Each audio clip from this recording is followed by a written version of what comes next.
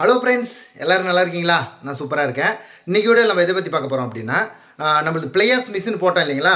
அது வந்து நம்மளால் இங்கே இருந்து பார்க்க முடியல, வெளியே வேலைக்கு போகிறதுனால இங்கே இருந்து மெயின்டைன் பண்ண முடியல. அதே மாதிரி நான் எல்லாருக்கும் போட்டு கொடுக்கறதுனால நம்ம இந்த கம்பெனி நம்ம போட்டுக்கினா அப்போ நம்மளுக்கு தான் நம்மளுக்கு ஃபேவராக பண்ண வேண்டியதாக இருக்குது. மற்றவங்களுக்கு என்னால் உதவி பண்ண முடியல. இதை மெயின்டைன் பண்ணுறதுக்கும் எனக்கு டைம் இல்லை. அதனால் நம்ம பிளேயர்ஸ் மிஷின் கம்பெனியை வந்து டோட்டலாக செட்டு அப்படியே கொடுத்துடலான்னு சொல்லிட்டு பிளான் பண்ணியிருக்கேன். ஏன்னா இங்கே எப்பவுமே நான் இங்கே இருக்கணுமா இருக்குது. கல் அடிக்கிறதுக்கா இல்லை பார்க்குறதுக்கா நான் எப்பவுமே இங்கே இருக்கணுமாக்குது. என்னால் இங்கே இருக்கவே முடியாது. முக்கால்வாசி ஃபுல்லாக வெளியில் சுற்றுறதுனால என்னால் இங்கே டைமே கிடைக்கல.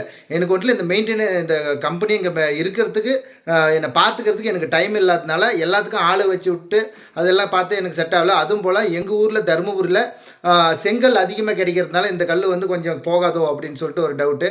அதே மாதிரி இப்போ நான் வந்து அரிசி பருப்பு விற்கிறவன் இல்லைங்களா? அது வந்து நானே சோறாக்கி கொடுக்குறேன் அப்படின்னா அது வந்து தப்பாக போகுது. காரணம், நான் மற்றவங்களுக்கு ஃபேவராக என்னால் பண்ண முடியாதோ, நான் மற்றவங்களாட்டமே நானும் மாறிடுவேனான்னு சொல்லிட்டு பயமாக்குது. காரணம் என்னென்னா, நம்ம வந்து நான் வந்து கல் எல்லாருக்கும் நான் வீடியோ போட்டு கொடுக்கணும், இல்லை எல்லாருக்கும் நான் மிஷின் போட்டு கொடுக்கணும். அதே மிஷின் நானே போட்டுக்கினா அப்போ நான் சுயநலமாக நானே போட்டு பண்ணிக்கிற மாதிரி தெரியுது. நான் இது கம்பெனி போட்டதுக்கு காரணம் வந்து நான் கற்றுக்கணும் அப்படின்றதுக்காக தான் முக்கால்வாசி நான் போட்டேன். இதில் முக்கால்வாசி நான் இப்போ கிட்டத்தட்ட 3 மாதமாக நான் இது போட்டு கல்லெல்லாம் அடித்து ஓரளவுக்கு இதை பற்றி தெரிஞ்சுக்கினேன். அது போதும்.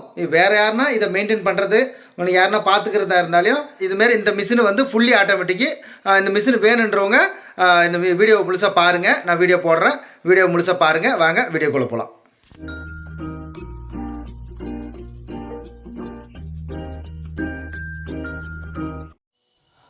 இதுதான் மிஷினு. இது வந்து நான் ஃபஸ்ட்டு வந்து என்னை விற்று கொடுக்க சொல்லி தான் இதை கேட்டாங்க.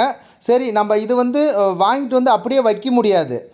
இது ஒரு செட்டு பண்ணால் தான் நம்ம விற்க முடியுமா, இல்லை வந்து பார்க்குறவங்களுக்கும் கல்லை பற்றி ஓட்டி காட்டணும், அடித்து காட்டினா தான் அதை நம்புவாங்க. கல் எப்படி இருக்குது அப்படின்னான்னு சொல்லிட்டு கேட்பாங்க. அதனால் நான் ஒரு செட்டே அதை ரெடி பண்ணிட்டேன். அதே மாதிரி இதை ரெடி பண்ணுங்கன்னா நம்மளுக்கு ஒரு அனுபவமும் கிடைக்கும். சரி, மிஷினை எப்படி பார்த்தாலையும் நம்மளுக்கு அடித்து காட்டணும். அதே மாதிரி எது எப்படி தான் வருது, இது எப்படி யூஸ் ஆகுது, என்னென்ன வேலை நடக்குது அப்படின்னு நான் கற்றுக்கிறதுக்காகவும் இது வந்து பாதி மைண்டில் ஒன்று நம்ம வச்சுக்கினா நம்மளே வச்சுக்கலாம், இல்லை இதை காட்டி இதை எப்படி வேலை செய்யுது எல்லாமே ஒரு கற்றுக்குன்னு அப்படியே விற்றுடலாம் அப்படின்ற பிளானில் தான் ஏதோ ஒரு 2 மைண்டில் தான் இந்த கம்பெனி போட்டேன் நான். இது கிட்டத்தட்ட என்னென்ன ஒர்க் பண்ணுது என்னென்னு கிட்டத்தட்ட இப்போ 3 மாதமாக நான் ஓரளவுக்கு வேலை கற்றுக்கணும் இதை பற்றி. இப்போ வந்து இதை வந்து யாருக்குன்னா நிறைய பேர் second hand machine, players machine கேட்குறாங்க. அதுவும் இது வெர்டிக்கல் மிஷினு. வெர்டிக்கல் மிஷினில் fully automatic conveyor type fully automatic machine வேணுன்றவங்க சொல்லுங்கள். இது வந்து முக்கியமாக உங்கள் இடத்துக்கு கொண்டாந்து நான் முழுசாக ஃபிட் பண்ணி கல் அவுட்புட் எடுத்து காட்டுற வரலையும் என் பொறுப்பு. இது வந்து ஒரு நிமிஷத்துக்கு 20 கல் வருது. இப்போ 10-12 செகண்டில் ஒரு கல் வருது. ஒரு கல்லுனா ஒரு பஞ்சு வருது. இது வந்து பாருங்கள், இது நேற்று அடித்த கல் ஒரு நிமிஷத்தில் கிட்டத்தட்ட அதான் ஒரு நிமிஷத்தில் உங்களுக்கு 20 கல் பக்கம் எடுக்குது. 4 பேர் வேலை செஞ்சால் கரெக்டாக இருக்குது. 3 பேர் கூட வேலை செய்யலாம். ஒரு ஆள் அங்கே லோடு போட்டு விட்டு 2 பேர் கல் எடுத்து வைக்கலாம். அதுக்கப்புறம் அந்த ஆள் தள்ளியுமே விடணும். ஆனால் ஒரு ஆள் வெளியே கொஞ்சம் சுற்றி பார்த்துக்கின்னு இருந்தால் 4 பேர் வேலை செய்கிறாங்க பாருங்கள். இந்த ஆப்ரேட்டிங்கு இல்லை இந்த கல் தள்ளியுமே விடுறது இதெல்லாம் ஒரு ஆள் போட்டு விட்டு மீதி 2 பேர் கல் எடுத்து வச்சா ஒரு ஆள் அங்கே லோடு போட்டுருந்தால் போதுமானது. இதில் வந்து இதுக்குள்ளே ஒரு லோடு ஒரு 250 கேஜி கிட்டத்தட்ட 1.5 லோடு பக்கம் பிடிக்குது. கன்வேரில் இருக்கிறதோடு சேர்த்து 2 லோடு இதில் ஸ்டாக் நிற்கும். அது பாட்டுன்னு அள்ளி கொட்டி அவங்களுக்கு போட்டுகிட்டே இருக்கலாம். நீங்கள் இந்த கணக்கு கூட பார்த்துக்கங்க, கரெக்டாக எத்தனை செகண்டில் ஒரு கல் அடித்து முடிக்குது அப்படின்றத நீங்கள் இந்த செகண்ட் பார்த்து முடிவு பண்ணிக்கோங்க. இது பாருங்கள், 4 நிமிஷத்தில் இந்த கல் அடிக்க ஆரம்பிச்சிச்சு. பாருங்கள் எந்த அளவுக்கு வருது அப்படின்னு. கரெக்டாக அதுக்குள்ளே பாருங்கள் 4-10 ஒரு 10 செகண்டில் 4 கல் வருது. கிட்டத்தட்ட 24 கல் வருது ஒரு நிமிஷத்தில். ஆனால் 20 கல் மட்டும் கணக்கு வச்சுக்கோங்க. அதுக்கப்புறம் நம்ம இந்த கல்லை தள்ளி போய் பாரு, இந்த வண்டி வந்துடும். இது வந்து கிட்டத்தட்ட 38,000 ரூபா வருது ஒரு வண்டி.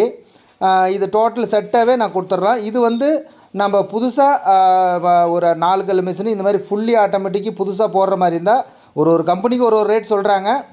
உங்களுக்கு ஒரு 14 லட்ச ரூபா 15 லட்ச ரூபா அந்த மாதிரி வரும். அதில் உங்களுக்கு 14-15 லட்சத்தில் அதுக்கு மேலே ஜிஎஸ்டி வரும். அது பார்த்து கணக்கு போட்டு சொல்லுங்கள். முடிஞ்ச அளவுக்கு நான் குறைச்சி கொடுக்குறேன்.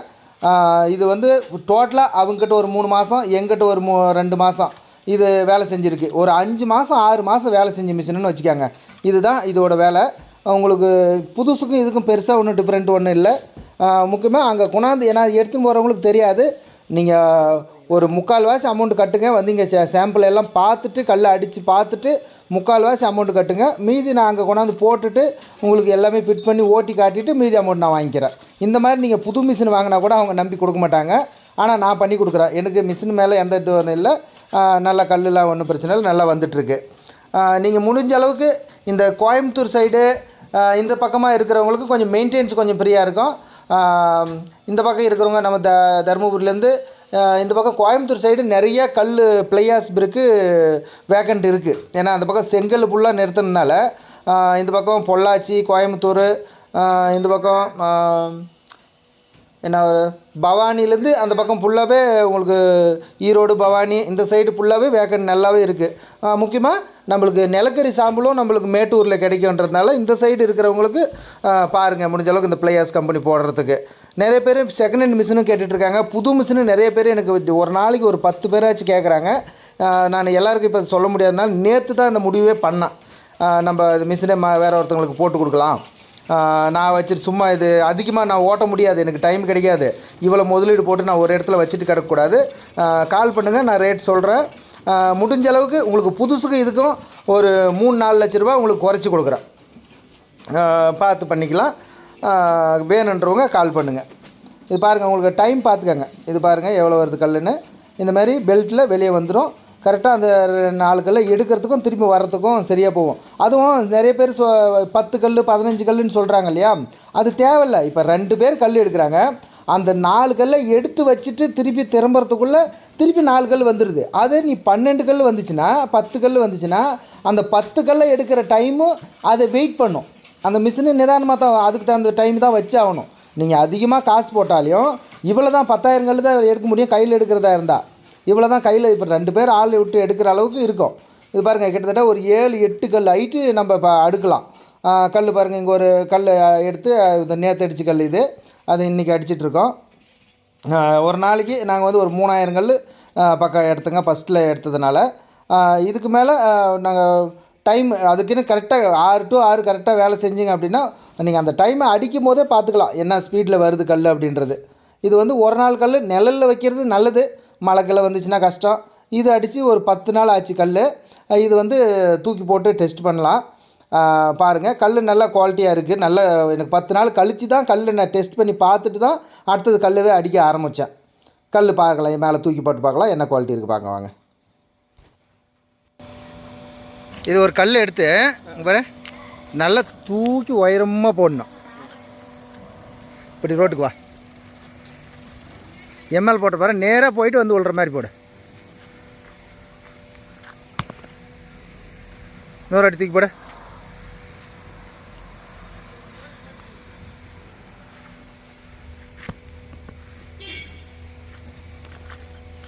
இன்னொரு அடி தூக்கி போடு.